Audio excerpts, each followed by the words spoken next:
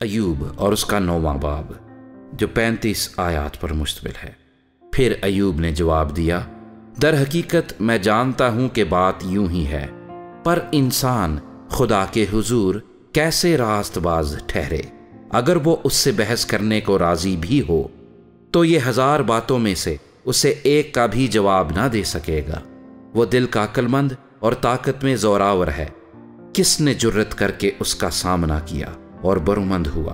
وہ پہاڑوں کو ہٹا دیتا ہے اور انہیں پتہ بھی نہیں لگتا، وہ اپنے قہر میں انہیں الٹ دیتا ہے، وہ زمین کو اس کی جگہ سے ہلا دیتا ہے اور اس کے ستون کانپنے لگتے ہیں۔ وہ آفتاب کو حکم کرتا اور وہ طلوع نہیں ہوتا، اور ستاروں پر مہر لگا دیتا ہے۔ وہ آسمانوں کو اکیلا تان دیتا ہے اور سمندر کی لہروں پر چلتا ہے۔ اس نے بنات الناش اور جبار اور سریا اور جنوب کے برجوں کو بنایا۔ وہ بڑے بڑے کام جو دریافت نہیں ہو سکتے اور بے شمار عجائب کرتا ہے۔ دیکھو، وہ میرے پاس سے گزرتا ہے پر مجھے دکھائی نہیں دیتا، وہ آگے بھی بڑھ جاتا ہے پر میں اسے نہیں دیکھتا۔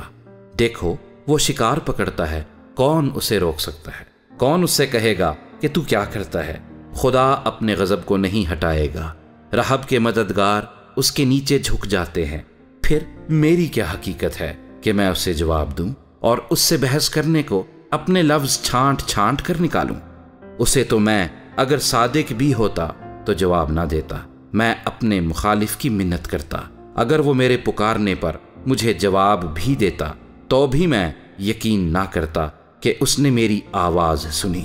وہ طوفان سے مجھے توڑتا ہے اور بے سبب میرے زخموں کو زیادہ کرتا ہے۔ وہ مجھے دم نہیں لینے دیتا بلکہ مجھے تلخی سے لبریز کرتا ہے۔ اگر زوراور کی طاقت کا ذکر ہو تو دیکھو وہ ہے، اور اگر انصاف کا تو میرے لیے وقت کون ٹھہرائے گا؟ اگر میں صادق بھی ہوں تو بھی میرا ہی منہ مجھے ملزم ٹھہرائے گا۔ اگر میں کامل بھی ہوں تو بھی یہ مجھے کجرو ثابت کرے گا۔ میں کامل تو ہوں پر میں اپنے کو کچھ نہیں سمجھتا، میں اپنی زندگی کو حقیر جانتا ہوں۔ یہ سب ایک ہی بات ہے، اس لیے میں کہتا ہوں کہ وہ کامل اور شریر دونوں کو ہلاک کر دیتا ہے۔ اگر مری ناگہان ہلاک کرنے لگے تو وہ بے گناہ کی آزمائش کا مضحکہ اڑاتا ہے۔ زمین شریروں کو سپرد کر دی گئی ہے، وہ اس کے حاکموں کے منہ ڈھانک دیتا ہے۔ اگر وہی نہیں تو اور کون ہے؟ میرے دن ہر کاروں سے بھی تیز رو ہیں، وہ اڑے چلے جاتے ہیں اور خوشی نہیں دیکھنے پاتے۔ وہ تیز جہازوں کی طرح نکل گئے اور اس عقاب کی مانند جو شکار پر جھپٹتا ہو۔ اگر میں کہوں میں اپنا غم بھلا دوں گا اور اداسی چھوڑ کر دل شاد ہوں گا تو میں اپنے دکھوں سے ڈرتا ہوں۔